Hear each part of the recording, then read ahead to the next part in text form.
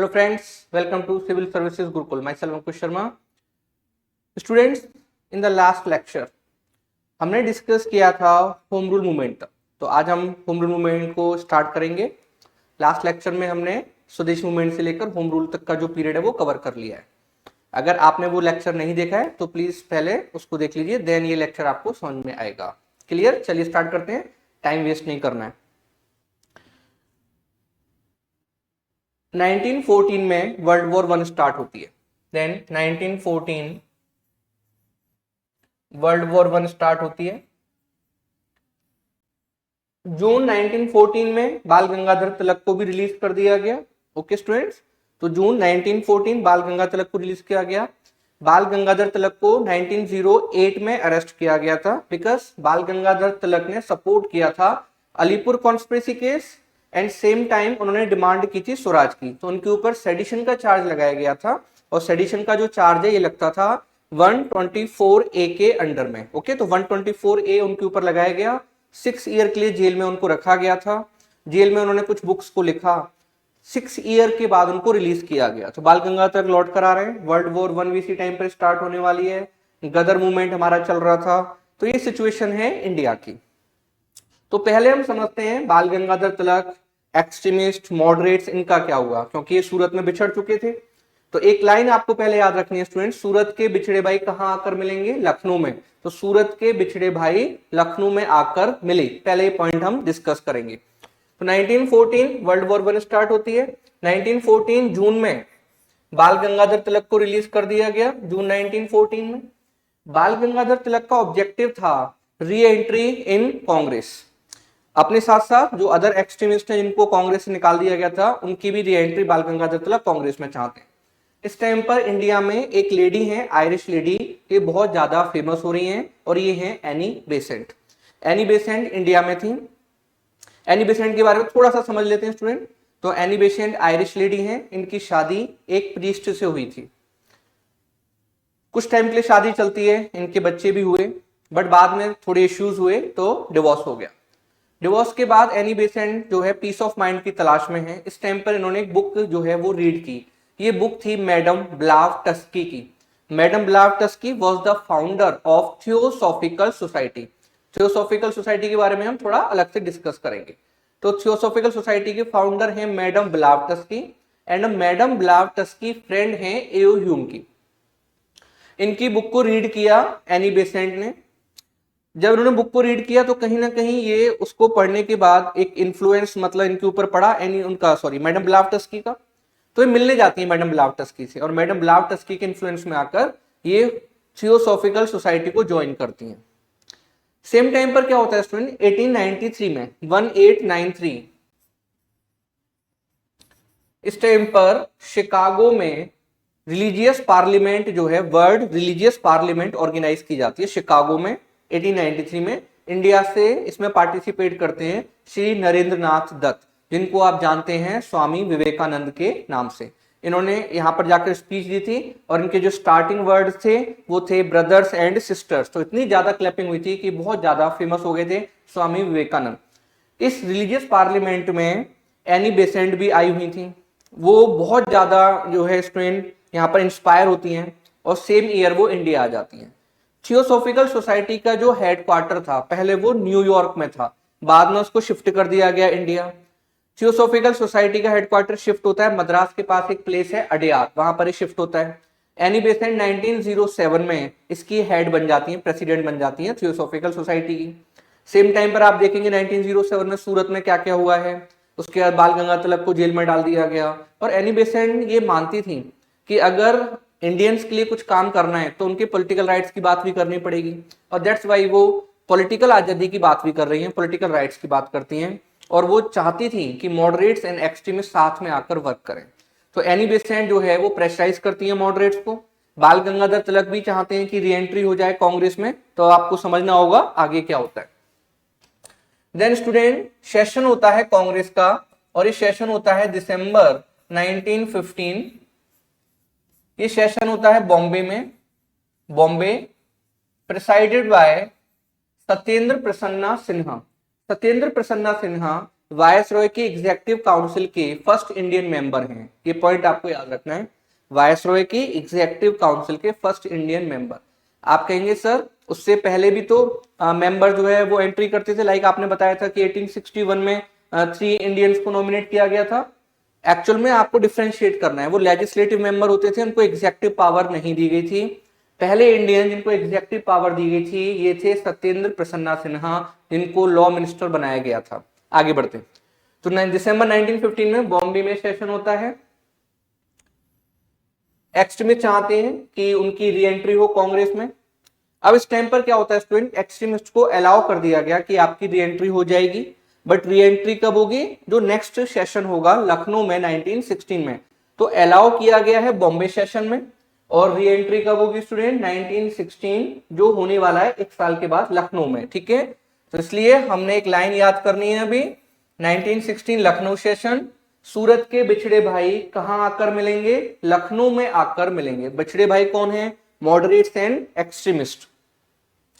Then student आप देखेंगे ये जो लखनऊ सेशन है, लखनऊ सेशन, इसमें जो एक्सट्रीमिस्ट उनकी एंट्री हो जाती है, री एंट्री हो जाती है कांग्रेस में।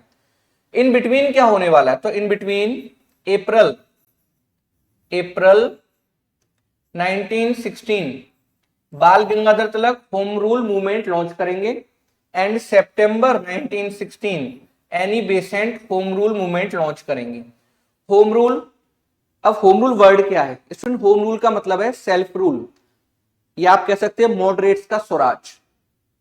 ठीक है, इसका मतलब है कि ब्रिटिश गवर्नमेंट के पास कुछ इंपॉर्टेंट सब्जेक्ट रहेंगे, for example defence, communication, currency, and आप कह सकते हैं कि फॉरेन अफेयर्स। तो ये सब्जेक्ट ब्रिटिशर्स के पास रहेंगे।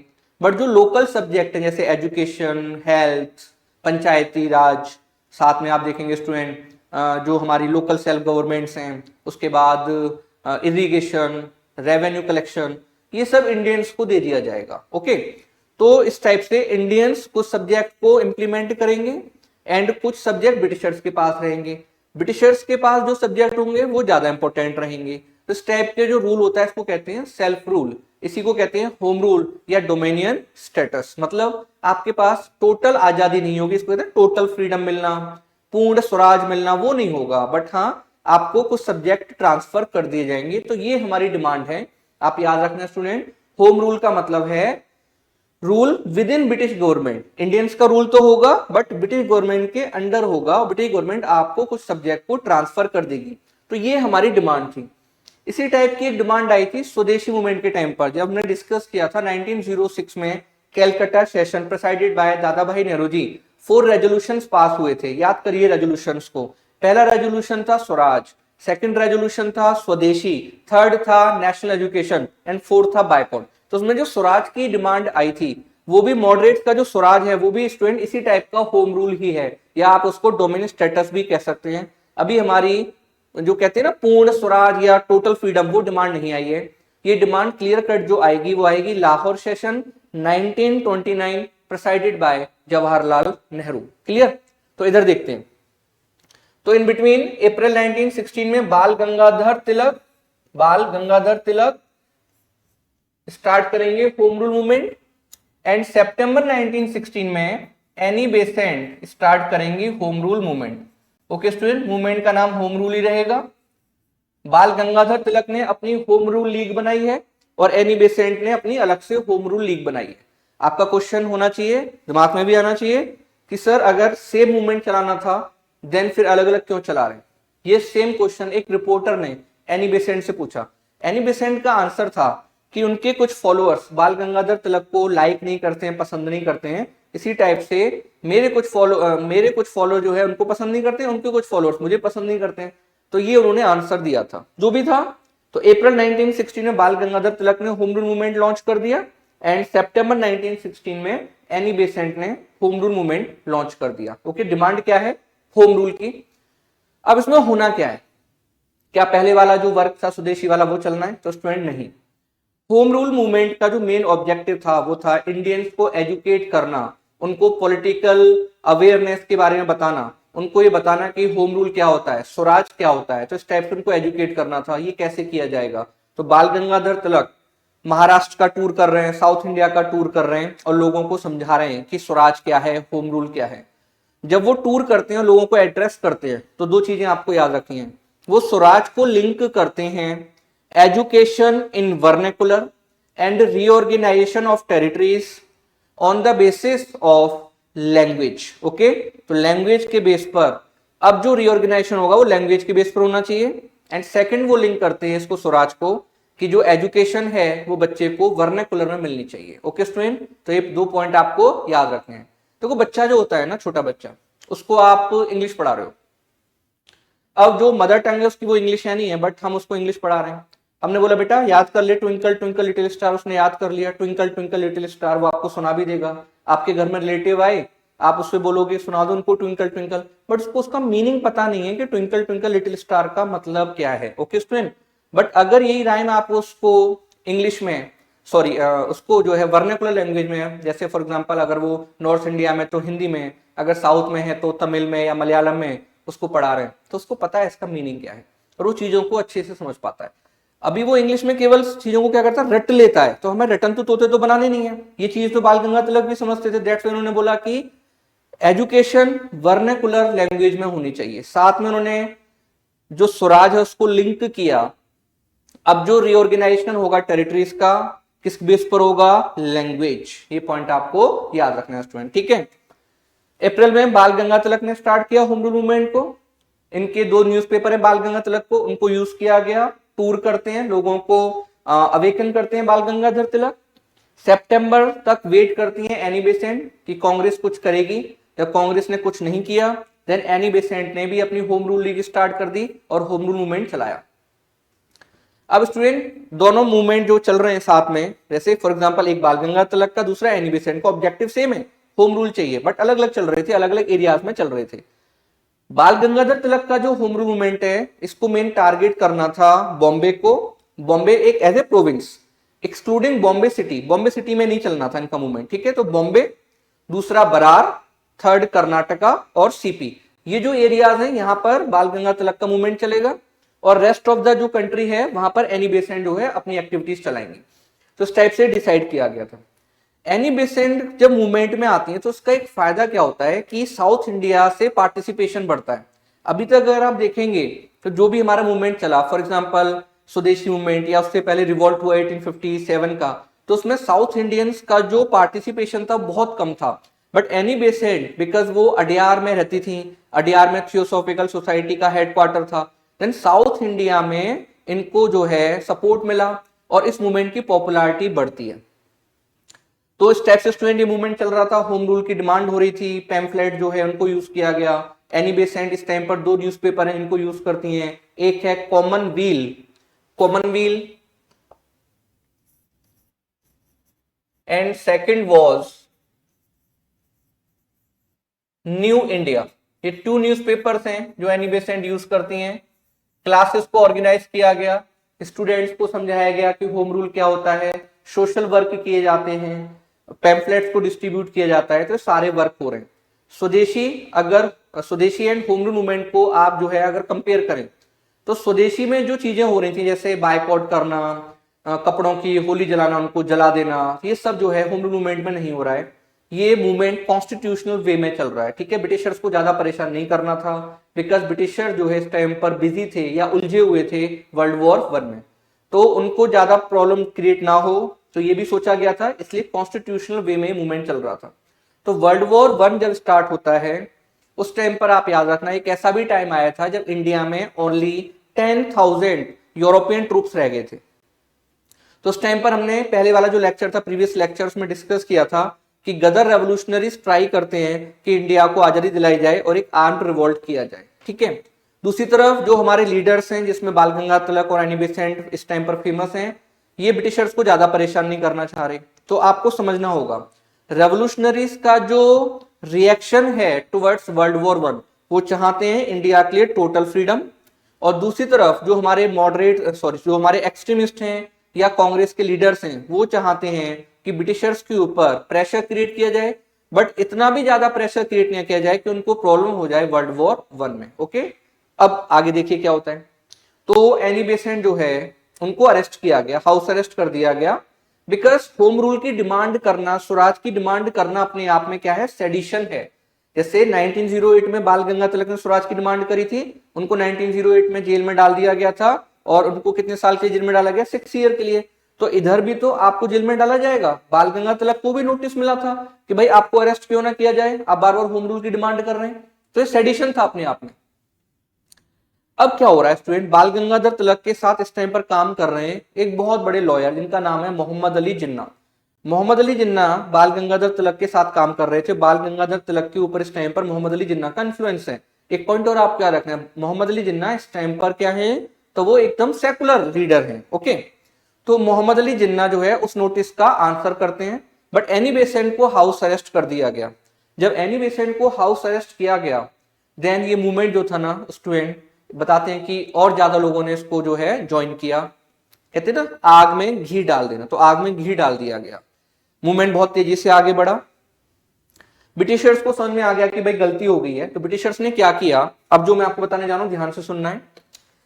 ब्रिटिशर्स ने एक डेक्लेरेशन दिया।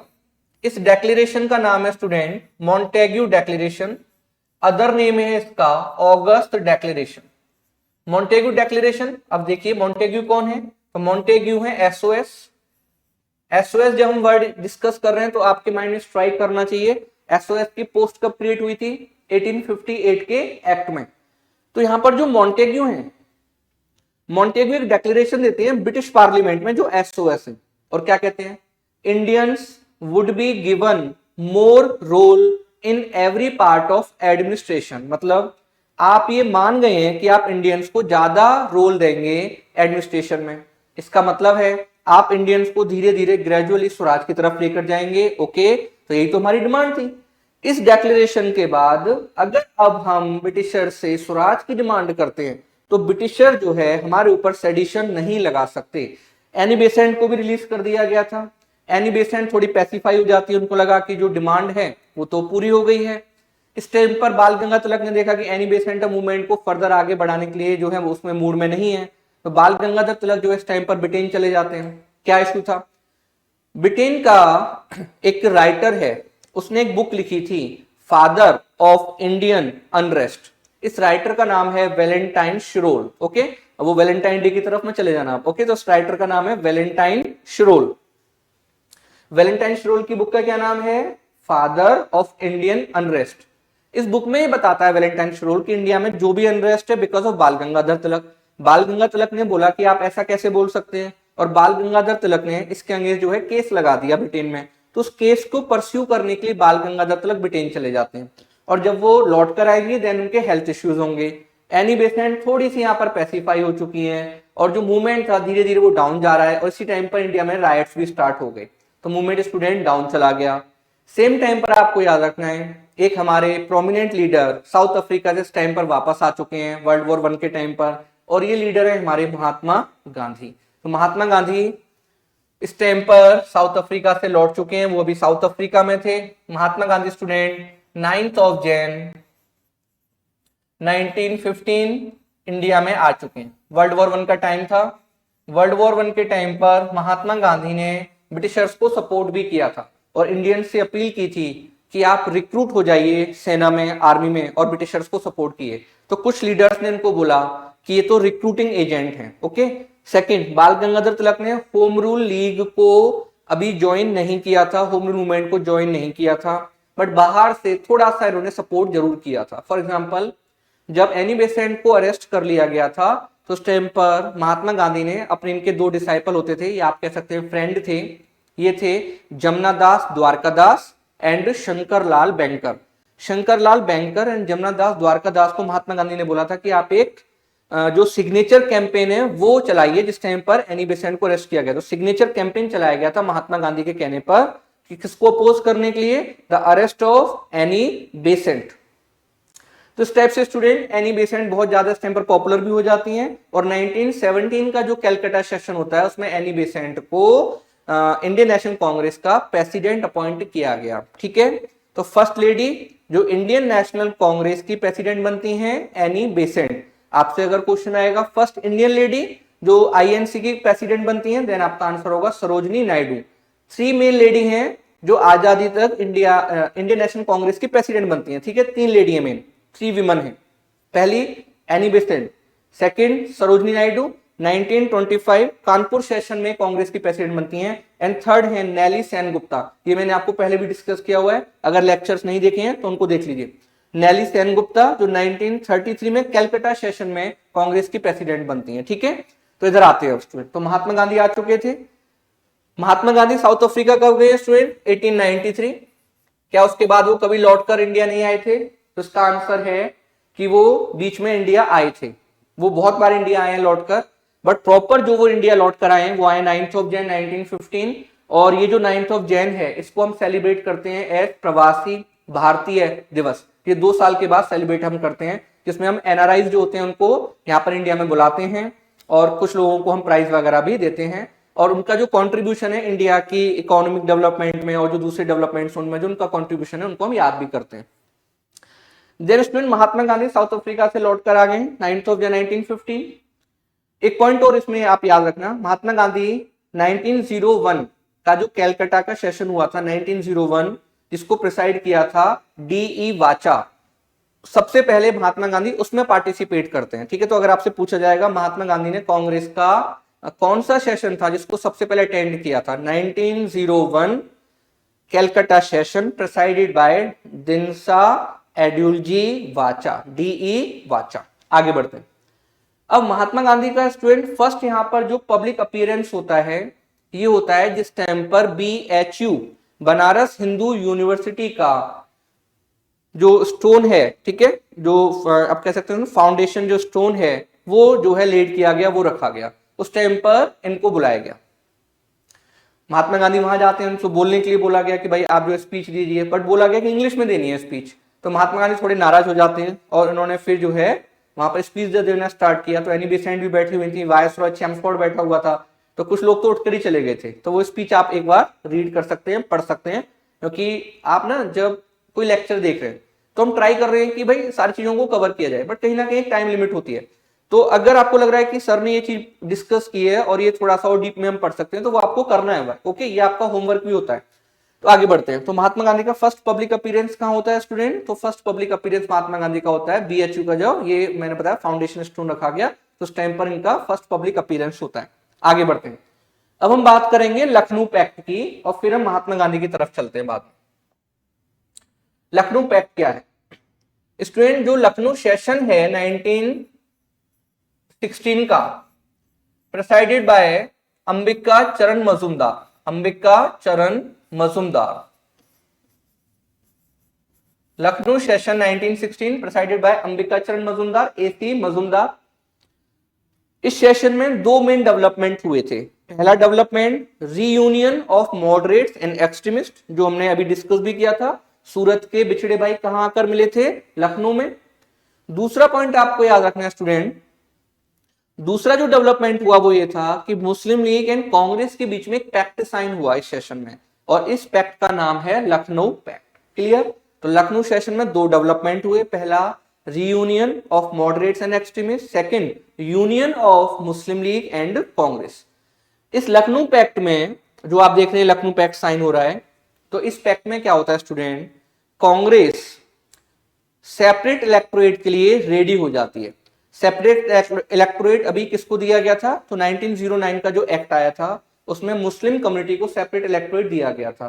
कांग्रेस ने उस टाइम पर उसको रिजेक्ट कर दिया था, but under Lucknow pact Congress separate electorate को एक्सेप्ट कर लेती है और वो कहती है कि जो अलग अलग कम्युनिटीज है इंडिया में उन सबको सेपरेट इलेक्टोरेट दिया जा सकता है। बट एक्चुअल में जो मेन टारगेट थी वो थी मुस्लिम कम्युनिटी के, हाँ उसको सेपरेट इलेक्टोरेट जो दिया गया है वो ठीक है और हम उसको एक्सेप्ट करते हैं। ये कांग्रेस का बहुत बड़ा ब्लंडर था। वाई? सेपरेट इलेक्टोरेट क्या है स्टूडेंट? सेपरेट इलेक्टोरेट में जिस सीट पर सेपरेट इलेक्टोरेट दिया जाएगा किसी कम्युनिटी को, तो उस कम्युनिटी का कैंडिडेट वहां खड़ा होगा, बट जो वोट करेंगे वो भी सेम कम्युनिटी के बंदे होंगे। ये सेपरेट इलेक्टोरेट है। फॉर एग्जांपल, अगर मुस्लिम्स को मान लीजिए कोई दिल्ली ले लेते हैं, तो दिल्ली में कोई कॉन्स्टिट्यूएंसी है, वहां पर सेपरेट इलेक्टोरेट दिया गया, तो अब उस एरिया में जब सेपरेट इलेक्टोरेट दिया गया, जैसे मुस्लिम्स को दिया गया, तो मुस्लिम कैंडिडेट होगा और वोट करने वाले जो लोग हैं, ठीक है, वो भी मुस्लिम ही होंगे, तो इसको कहते हैं सेपरेट इलेक्टोरेट। रिजर्वेशन में क्या होता है? अब जैसे एससी कम्युनिटी को रिजर्वेशन दिया गया तो कैंडिडेट तो एससी कम्युनिटी का हुआ, बट वोट तो सारे बंदे कर रहे हैं ना, उसमें जो है upper caste, lower caste, Hindu, Muslim, Sikh सब वोट कर रहे हैं, तो ये होता है रिजर्वेशन। तो सेपरेट इलेक्टोरेट थोड़ा सा अलग होता था। और जो स्टूडेंट ब्रिटिशर्स के टाइम पर इलेक्शन का तरीका था वो भी ना, आप याद रखना, जो इलेक्शन होता था वो टेरिटरी के अकॉर्डिंग नहीं होता था, वो क्लासेस के अकॉर्डिंग होता था। उसमें क्या होता था, बिजनेस क्लास से लोग आते थे, जमींदार क्लास के लोग आते थे, मुस्लिम कम्युनिटी से लोग आते थे, इस टाइप से अलग अलग एरिया से लोग आते थे, ठीक है, अलग अलग सेक्शन से आप कह सकते हैं लोग आते थे। तो वो तरीका हम बाद में डिस्कस करेंगे, ठीक है। तो इधर आप समझिए, तो इधर लखनऊ सेशन बहुत ज्यादा इंपॉर्टेंट हो गया, दो डेवलपमेंट हमने डिस्कस कर लिए। कांग्रेस ने इस सेशन के अंदर में सेपरेट इलेक्टोरेट को एक्सेप्ट कर लिया, जो ब्लंडर है ये कांग्रेस का बहुत बड़ा था। वाई? क्योंकि कांग्रेस ये मान लेती है कि मुस्लिम कम्युनिटी अलग है और उनको सेपरेट इलेक्टोरेट दिया जाना चाहिए। सेकंड पॉइंट, जिस टाइम पर कांग्रेस ने पैक्ट साइन किया था मुस्लिम लीग के साथ, मुस्लिम लीग की अभी इंडिया में कोई वैल्यू नहीं थी। मुस्लिम लीग जमींदार की पार्टी थी, जो पुअर सेक्शन है मुस्लिम्स का वो उस पार्टी को पसंद नहीं करता था। उसके बाद भी आपने एक ऐसी पार्टी के साथ ये सेपरेट इलेक्टोरेट वाला पॉइंट एक्सेप्ट कर लिया जिस पार्टी की कोई वैल्यू नहीं है, तो इसका मतलब ये था कि आप ये दिखा रहे हैं कि मुस्लिम लीग ऐसी पार्टी है जो इंडिया में मुस्लिम्स को रिप्रेजेंट करती है। अगर आपको सेपरेट इलेक्टोरेट को एक्सेप्ट करना था देन आप एक नोटिफिकेशन दे देते न्यूज़पेपर वगैरह में, बट आपने तो एक पार्टी के साथ ये साइन कर लिया। तो इसमें जो है ऑब्जेक्टिव क्या है कांग्रेस का? कांग्रेस का ऑब्जेक्टिव था कि अगर हम ये पैक्ट साइन करते हैं तो मुस्लिम लीग जो फ्रीडम स्ट्रगल चल रहा है उसमें आएगा, और मुस्लिम लीग की अगर एंट्री होगी इसमें फ्रीडम स्ट्रगल में तो हमें आजादी जल्दी मिलेगी। ये कांग्रेस का सोचना था। बाल गंगाधर तिलक थोड़े से टाइम पर लिबरल बने हुए हैं, बिकॉज उनके ऊपर किसका इन्फ्लुएंस है? मोहम्मद अली जिन्ना। तो ये भी एक इशू था, ठीक है। तो ये था लखनऊ पैक्ट। और भी डिमांड थी, बट ये मेन जो मैंने आपको डिस्कस किया है इसका क्रक्स यही था। आगे बढ़ते हैं स्टूडेंट्स।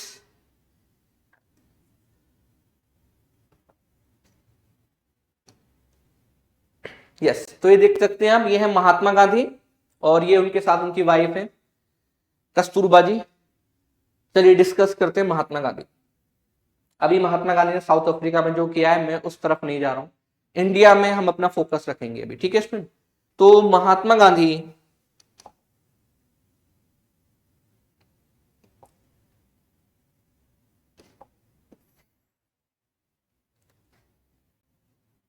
1893 में साउथ अफ्रीका गए थे।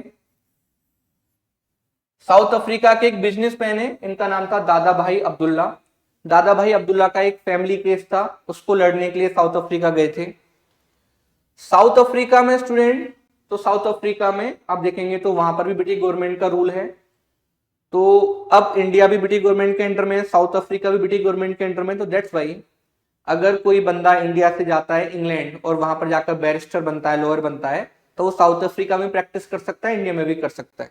तो ये वहां जाते हैं, केस लड़ते हैं दादा भाई अब्दुल्ला का, और उधर कुछ ऐसी सिचुएशंस बनती हैं कि महात्मा गांधी को उधर रुकना पड़ा 20 ईयर्स के लिए, जबकि ये 1 ईयर, ज्यादा से ज्यादा 1 ईयर के लिए वहां गए थे।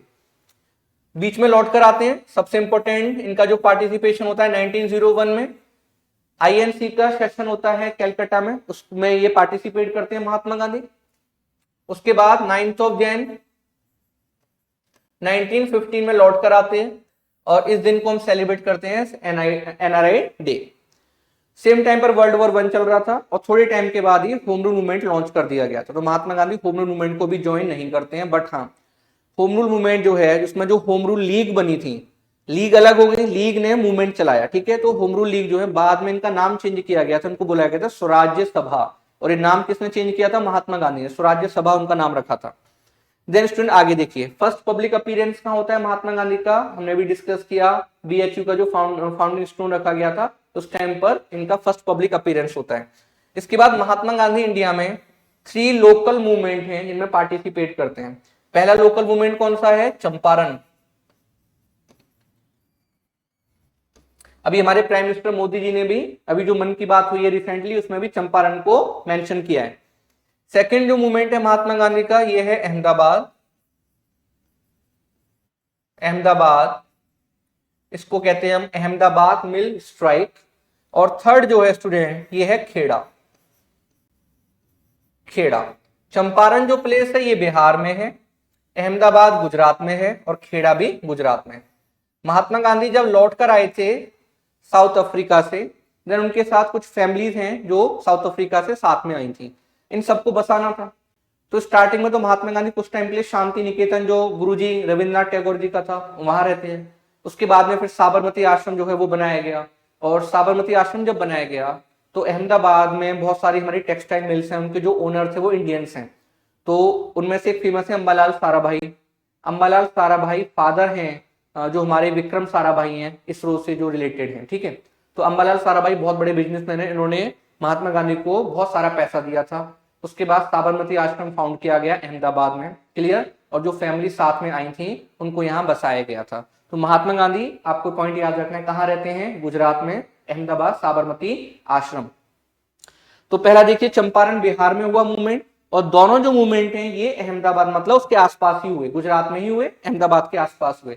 तो इनमें पार्टिसिपेट करना महात्मा गांधी के लिए टफ नहीं था, बट हाँ चंपारण जाना वो थोड़ा सा मूवमेंट इनके लिए टफ हो जाएगा। तो चलिए आगे बढ़ते हैं और तीनों मूवमेंट्स को समझते हैं।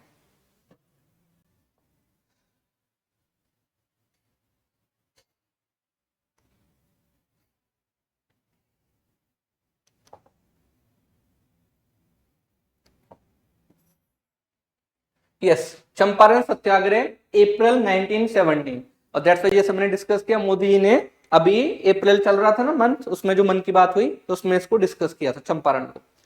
तो चंपारण है बिहार में, और यहाँ इंडिगो का कल्टीवेशन होता है। यूरोपियन प्लांटर्स इधर हैं, उनके प्लांट्स लगे हुए हैं, जो इंडिगो जो है उससे जो पाउडर बनाते हैं लोग, और ये टेक्सटाइल इंडस्ट्री में यूज होता है। पहले वाले लेक्चर्स में जो इंडिगो रिवोल्ट मैंने आपको समझाया था उसमें मैंने डिस्कस किया था, जो इंडिगो है स्टूडेंट उसका कल्टीवेशन इंडिया में 2 टाइप से हुआ। पहला जो तरीका था इंडिगो के कल्टीवेशन था, इसको कहते हैं निज कल्टीवेशन, एंड सेकंड था रेवती कल्टीवेशन। निज कल्टीवेशन में क्या होगा, निजी कल्टीवेशन में जो यूरोपियन बंदा है वो क्या करेगा, आकर इंडिया में लैंड को खरीद लेगा या लीज पर ले लेगा, उसके इक्विपमेंट होंगे, वो सीड प्रोवाइड करेगा और लेबरर्स को हायर करेगा, इसमें खर्चा ज्यादा आता था, ठीक है। दूसरा तरीका है कि हमारे जो पीजेंट्स हैं, जो रैयत है, रैयत मतलब पीजेंट्स किसान, तो यहाँ पर जो हमारी जनता है, रैयत है, उसके पास पहले से जमीन है, तो अगर उसके साथ कॉन्ट्रैक्ट कर लिया जाए, ठीक है, उसके साथ अगर हम कॉन्ट्रैक्ट कर लेते हैं और हम ये कहते हैं कि भाई आपको एक पर्टिकुलर अपना जो भी एरिया है उसमें पर्टिकुलर एरिया में इंडिगो का कल्टीवेशन करना ही होगा, देन इस टाइप के कल्टीवेशन को कहते थे रेवती कल्टीवेशन। इसमें सारा काम हमारे पीजेंट्स करेंगे, उनको एडवांस में कुछ पैसा दिया जाएगा, और बाद में जो प्रोडक्ट है उसको कौन खरीद लेंगे, यूरोपियन प्लांटर्स, ठीक है। तो चंपारण को समझिए, चंपारण में इसी टाइप का सिस्टम चल रहा है, इसको कहते हैं तीन कठिया सिस्टम, तीन कठिया सिस्टम। इसका मतलब है स्टूडेंट 3/20, 3/20। इसका मतलब है कि अगर किसी फार्मर के पास 20 बीघा जमीन है या 20 एकड़, मान लीजिए कोई भी आप यूनिट ले लीजिए, 20 एकड़ जमीन है, तो उसमें से 3 एकड़ में आपको इंडिगो का कल्टीवेशन करना पड़ेगा। 3 कठिया, काठी मतलब नापने वाला जो मेजरमेंट की जो लाठी होती थी, 3 कठिया, 3 काठी। तो स्टूडेंट 20 एकड़ अगर आपके पास जमीन है, ठीक है, या 20 बीघा है, तो यहाँ पर 3 बीघा में आपको इंडिगो का कल्टीवेशन करना पड़ेगा। अब मैं अगर आपसे पूछता हूं कि अगर आपके पास 40 एकड़ है, देन कितने एकड़ में करना पड़ेगा, तो आपका आंसर हो जाएगा सर 6 एकड़ में करना पड़ेगा। ओके, सिंपल है, कुछ भी नहीं है। तो इसको कहते थे तिनकटिया सिस्टम। तिनकटिया सिस्टम में क्या होता था, जो यूरोपियन प्लांटर्स हैं ये फार्मर्स को लोन वगैरह भी देते थे और बाद में इंटरेस्ट भी लेते थे। दूसरा इश्यू ये था स्टूडेंट कि जो फार्मर्स हैं उन्होंने देखा कि बार बार इंडिगो के कल्टीवेशन से उनकी जो लैंड है वो बैरन हो रही है, तो ये भी एक इशू था। थर्ड इशू ये था कि जो इस एरिया के चंपारण के जो मनी लैंडर्स उनको ये दिक्कत थी, ये भी दिक्कत थी, ये मैं आपको पॉइंट बता रहा हूं, ये हर जगह आपको नहीं मिलेगा। मनी लैंडर्स को ये दिक्कत थी कि जो यूरोपियन प्लांटर्स हैं वो फार्मर्स को लोन वगैरह दे देते हैं, जिससे इनका जो धंधा है वो थोड़ा डाउन हो जाता है, तो ये भी थोड़े परेशान थे।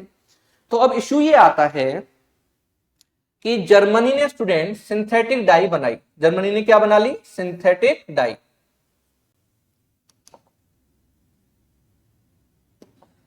जर्मनी ने स्टूडेंट सिंथेटिक डाई बना ली। ओके, अब ये सिंथेटिक डाई जो थी ये इंडिगो से चीप है और टेक्सटाइल इंडस्ट्री में यूज हो रही है।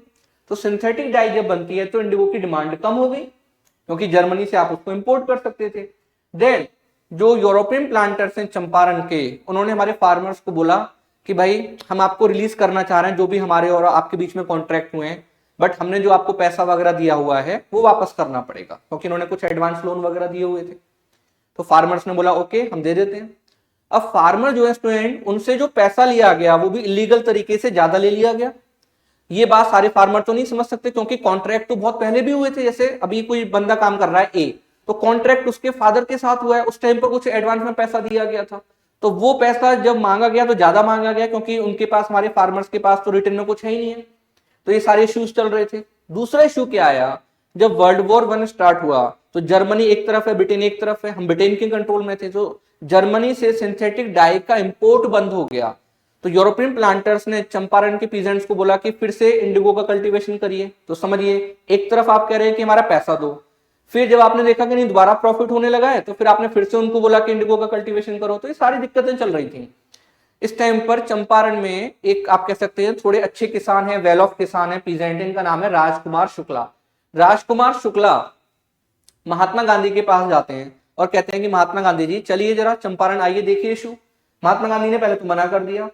राजकुमार शुक्ला भी कहते हैं कि कोई बात नहीं, मैं आपके पीछे पीछे घूमता रहूंगा जब तक आप यस नहीं बोलोगे। तो स्टूडेंट, उनका जो डिटर्मिनेशन है उसको देखते हुए महात्मा गांधी फिर बाद में बोलते हैं यस मैं आपके साथ चलता हूं। तो चीजें आपको याद रखनी पड़ेंगी। अब अगर आप बहुत जल्दी किसी चीज से हार मान लेते हैं ना कि बस नहीं हुआ यार, मैं तो थक गया, मेरे से नहीं हो सकता, तो फिर नहीं होगा। ये जो आपका माइंड है ना, ये सारी चीजें कराता है। तो याद रखना, आपको इसको बहुत ज्यादा स्ट्रॉन्ग करना पड़ेगा और आपको बताना पड़ेगा अपने आप को कि यस आप कर सकते हैं। ओके, यूपीएससी है, कोई स्टेट का एग्जाम है, तो आप उसको क्लियर कर सकते हैं, बट पहले अपने आप को समझाइए, अपने आप को कंट्रोल करिए, अपने आप को जीतिए। बाद में जो है पूरा वर्ल्ड आप जीत लेंगे, बट पहले अपने आप को जीतना पड़ेगा। देन स्टूडेंट आगे बढ़ते हैं। तो अब राजकुमार शुक्ला महात्मा गांधी के पास गया, उनको लेकर आया चंपारण। जैसे महात्मा गांधी चंपारण उतरे, लोकल अथॉरिटी आती है, बोली महात्मा गांधी वापस जाओ। महात्मा गांधी ने बोला मेरा जो है क्या कसूर है, मैंने क्या क्राइम किया है। उन्होंने बोला कि नहीं बस आपको वापस जाना है। महात्मा गांधी ने बोला नो, मैं वापस नहीं जा सकता। ये स्टूडेंट बहुत बड़ी बात थी, बिकॉज इससे पहले अगर किसी लीडर को ये बोला गया कि आप वापस जाइए, इधर नहीं आ सकते, तो वापस चला गया। पर महात्मा गांधी ने बोल दिया नो मैं नहीं जाता वापस, क्या कर लोगे। देन स्टूडेंट इस टाइम पर फिर उनको अरेस्ट किया गया, कोर्ट के सामने लाया गया। बट जो सेंटर में अथॉरिटी है वो महात्मा गांधी को अपना एनिमी नहीं मानती है, तो उन्होंने लोकल अथॉरिटी को ऑर्डर दिया कि महात्मा गांधी को रिलीज कर दो। महात्मा गांधी को रिलीज कर दिया गया और उसके बाद महात्मा गांधी चंपारण के विलेजेस में घूमते हैं। अब महात्मा गांधी इतने पॉपुलर नहीं है इस एरिया में, ठीक है, अभी तक इतनी पॉपुलैरिटी उनकी नहीं बढ़ी है। हाँ कुछ लोग उनको जानते जरूर हैं, बट इतनी पॉपुलैरिटी अभी नहीं है। इनकी पॉपुलैरिटी तो बढ़ेगी अभी चंपारण अहमदाबाद के बाद। अब स्टूडेंट इधर चंपारण के साथ जो लोकल लीडर्स हैं उनके नाम देखिए। डॉक्टर राजेंद्र प्रसाद जो हमारे फर्स्ट प्रेसिडेंट बनते हैं, महादेव देसाई, नरहरि पारिक, जेबी कृपलानी, ये जो लीडर्स हैं, राजकुमार शुक्ला, ये जो लीडर्स हैं ये मेन वर्क करते हैं। महात्मा गांधी का वर्क करने का तरीका भी थोड़ा यूनिक था। वो किसी पीजेंट के घर, रैयत के घर जाते थे, पूछते थे बताओ भाई क्या इशू है, और अगर उन्हें सेटिस्फेक्शन हो गया कि सही बोल रहा है तो उसका पूरा स्टेटमेंट रिकॉर्ड किया, लिख लिया, उससे अंगूठा लगवा लिया, साइन करवा लिया, जो भी वो कर सकता था। तो ये महात्मा गांधी कर रहे हैं। 1 महीना हो गया, 2 महीने हो गए, महात्मा गांधी जाने को रेडी नहीं है। ब्रिटिश गवर्नमेंट कह रही भाई क्या हुआ। तो ब्रिटिश गवर्नमेंट ने क्या किया, एक कमीशन बनाया और बोला कि चलिए हम इसको जो है क्या करते हैं, इन्वेस्टिगेट कराते हैं क्या इशू है। महात्मा गांधी को उस कमीशन का मेंबर बना दिया गया। महात्मा गांधी के पास तो पहले से एविडेंसेस थे, वो उन्होंने प्रेजेंट किए कमीशन के सामने। कमीशन को क्लियर था कि यार गड़बड़ तो हो रही है, यूरोपियन प्लांटर्स ने गलत किया है। देन यूरोपियन प्लांटर्स को ऑर्डर दिया गया जो पैसा आपने इलीगल तरीके से ज्यादा लिया है, ठीक है, वो वापस करना पड़ेगा। बट कितना करना पड़ेगा, 25%, मतलब 1/4। अगर आपने इलीगल तरीके से 100 रुपए ज्यादा ले लिए पीजेंट से तो 25 रुपए वापस करने पड़ेंगे। ओके स्टूडेंट, सारे पैसे वापस नहीं करने थे।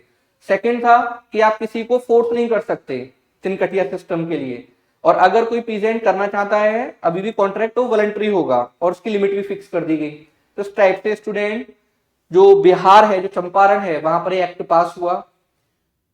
महात्मा गांधी ने बोला कि अगर ये 25% भी पैसा वापस करते हैं देन इनकी इंसल्ट होगी और ये चंपारण छोड़कर चले जाएंगे। महात्मा गांधी की बात ठीक होती है, विद इन 10 ईयर्स ये सारे यूरोपियन प्लांटर्स चंपारण को छोड़कर चले जाते हैं। तो इससे पहले हमने इंडिगो जो रिवॉल्ट था वो डिस्कस किया था, उसका ही अगला पार्ट जो है वो चंपारण हो गया, ये हमने अभी डिस्कस किया। चंपारण का एक बहुत बड़ा जो फायदा हुआ ना वो ये था कि महात्मा गांधी एक तो पॉपुलैरिटी बढ़ती है, सेकंड जो पीजेंट हैं वो हमारे फ्रीडम स्ट्रगल का पार्ट बनते हैं। किसका पार्ट बनते हैं, फ्रीडम स्ट्रगल, ये पॉइंट आपको याद रखना है, ठीक है। आगे बढ़ते हैं।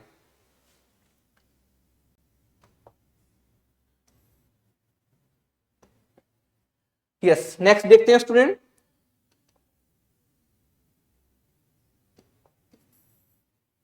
नेक्स्ट आते हैं अहमदाबाद मिल स्ट्राइक। ये इश्यू आपको समझना है। ये अहमदाबाद मिल स्ट्राइक जो मेन महात्मा गांधी इसमें पार्टिसिपेट करते हैं मार्च में, मार्च 1918। क्या इश्यू था? तो अहमदाबाद में बहुत सारी मिल्स हैं, टेक्सटाइल मिल्स, बॉम्बे वाले एरिया में होती थी और अहमदाबाद में होती थी। इनके जो ओनर है, मिल ओनर, वो इंडियन है। सेकंड पॉइंट, जरा चंपारण चलिए। चंपारण में जो यूरोपियन प्लांटर्स हैं वो ब्रिटिश गवर्नमेंट नहीं है, ठीक है, वहां पर वो यूरोपियन प्लांटर्स हैं। इधर मिल ओनर्स इंडियन हैं, तो इधर जो प्रॉब्लम है वो इंडियन और इंडियन के बीच में है। इसी टाइप से जो चंपारण में प्रॉब्लम थी वो किसके बीच में है? प्राइवेट, एक कह सकते हैं प्राइवेट एंटिटी, मतलब यूरोपियन प्लांटर्स, वो गवर्नमेंट तो है नहीं है, दूसरा इंडियंस के बीच में है, ठीक है। और सेकंड, चंपारण का अगर इशू है तो वो लोकल इशू है, वो इंडिया का इशू नहीं है। इसी टाइप से अगर अहमदाबाद का इशू है तो वो अहमदाबाद के जो मिल लेबरर्स हैं उनका इशू है, ओके, वो पूरे इंडिया का इशू नहीं था। इसलिए समझने का ट्राई करना, इसलिए उनको कहते हैं local movements. Then Mahatma Gandhi student अब लौट कर आते हैं जब गुजरात, तो उनको पता चला कि क्या इशू आ रहा है यहाँ पर। इशू ये था कि अहमदाबाद में प्लेग फैल गया, ओके स्टूडेंट, 1670 में प्लेग फैला। जब ये प्लेग फैला तो ये बहुत ज्यादा सीवियर था। देन जो वर्कर्स हैं जो काम कर रहे थे फैक्ट्रीज में, मिल्स में, वो यहाँ से माइग्रेट करने लगे, जाने लगे, जैसे कोरोना के टाइम पर आपने देखा ही है। तो अभी क्या होता है स्टूडेंट, मिल ओनर्स ने बोला कि प्लीज रुक जाओ और हम आपको आपकी जो वेजेस हैं उनका 75% तक आपको बोनस देंगे। बोनस मतलब अगर आपको 100 रुपीज अगर सैलरी मिलती है तो हम आपकी जो सैलरी है वो कितनी कर देंगे? 175 रुपीज। अभी बहुत ज्यादा पैसे थे, तो यहाँ पर बहुत सारे जो वर्कर्स हैं वो रुक जाते हैं। एक साल के बाद ये जो स्टूडेंट प्लेग था ये खत्म हो गया, तो मिल ओनर्स ने बोला नो प्लेग नो बोनस। हमारे जो वर्कर्स उन्होंने डिमांड करी, ओके अगर आपको प्लेग बोनस नहीं देना है मत दो। तो उन्होंने डिमांड करी बिकॉज इन्फ्लेशन बढ़ चुकी है, महंगाई बढ़ चुकी है, तो दैट्स वाई आप हमारी वेजेस को हाइक कर दो, वेजेस बढ़ा दो 50%। मिल ओनर्स कह रहे थे आपकी वेजेस बढ़ा देते हैं बट 20% बढ़ाएंगे।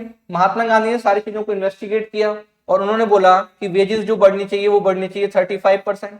तो सब अपनी अपनी, जो कहते हैं ना, अपनी अपनी बांसुरी अपने अपना राग, तो इस टाइप से सब अपनी अपनी बातें कर रहे थे। वर्कर्स कह रहे हैं 50% बढ़ाओ, जो मिल ओनर्स थे वो कह रहे हैं 20% बढ़ा देते हैं, महात्मा गांधी कहते हैं 35% बढ़ा दो। बट मिल ओनर जो है स्टूडेंट क्लियर कट बात नहीं कर रहे थे। अब एक इशू ये था कि जो मिल ओनर्स हैं उनमें से एक है अंबालाल साराभाई, याद करिए कौन है, जिन्होंने अभी अभी महात्मा गांधी को पैसा दिया है साबरमती आश्रम के लिए। महात्मा गांधी उनकी जो कार होती है उनमें भी घूमते हैं, तो वर्कर्स को लग रहा है कि महात्मा गांधी हमारी तरफ है, मिल ओनर्स की तरफ है, तो ये भी बहुत बड़ा इशू था।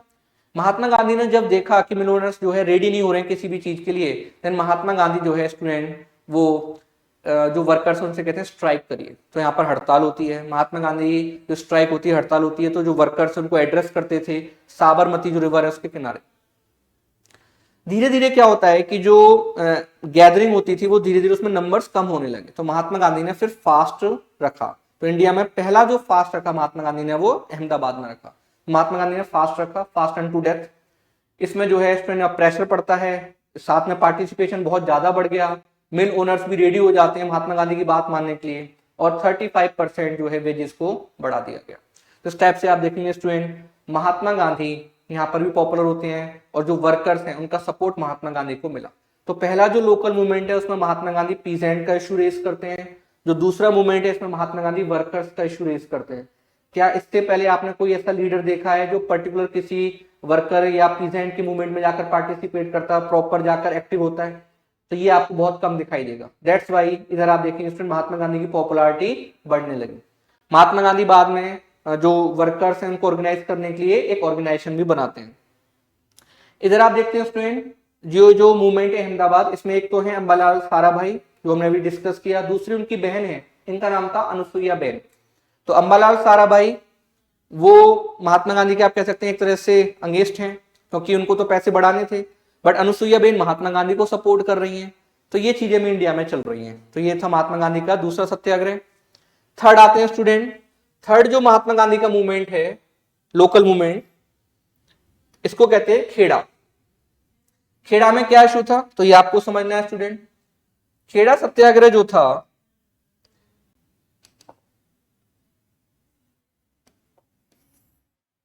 खेड़ा सत्याग्रह स्टूडेंट, खेड़ा में इशू ये था कि ये है गुजरात में, और जो गुजरात है इसमें कौन सा सिस्टम चल रहा था, रियोतवाड़ी।